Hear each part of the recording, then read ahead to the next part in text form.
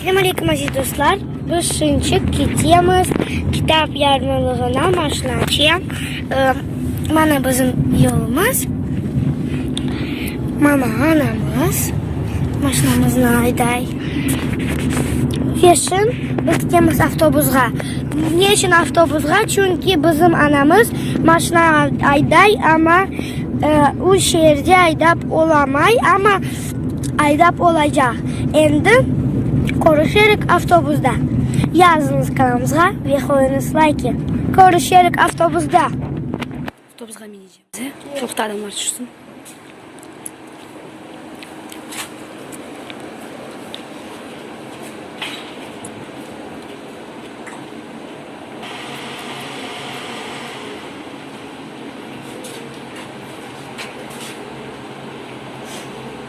Hajda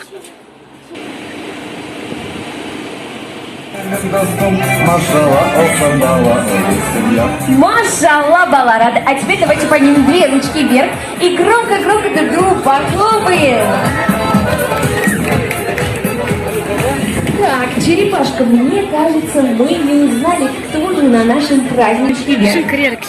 Да, значит, Бора Киучи, вам громко все вместе нужно будет сказать «Селян». Договорились? Только девочки. И сейчас проверим. Приготовились. Бор. Громче. Отлично, мальчишки, давайте похлопаем нашим девчонкам. Похлопаем. Это было на самом деле очень громко.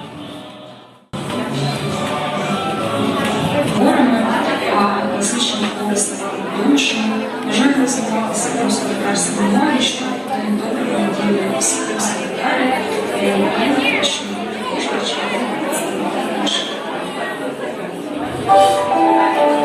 Teşekkürler gönderiyoruz Anastasiya Hanım'a. Milli Komite'ye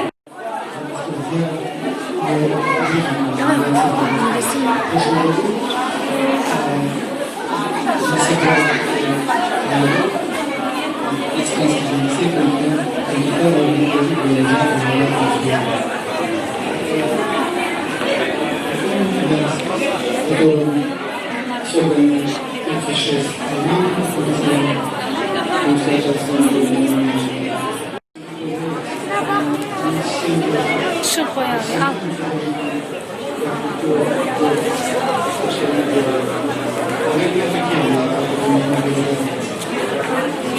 Ama unutmanı sana abone olma. Ve abone bütün yıl devamında ol. Bugün siz yazılsanız 20. misal sentabr vereceğiz. Yani oktyabr ayından başlayacağız. taşımasını kabul ediniz.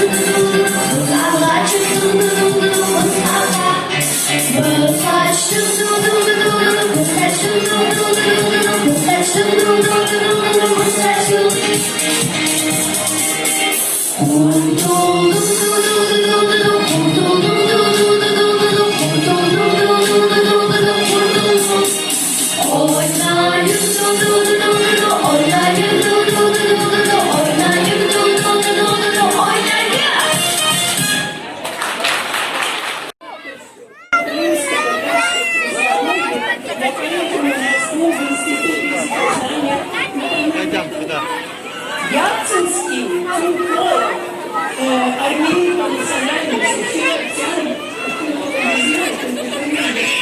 сказали ему, Иван Владимирович, я хочу писать секретарь, он мне сказал, даже если вы найдете хорошую работу, вам не дадут посмотреть свет. Ну, то есть, при защите населения. И он стал делать лучше свою работу, другую продолжается. А я тогда не знала, что мне когда-то удастся вернуться на родину. Я родилась здесь, и мне было 11 лет.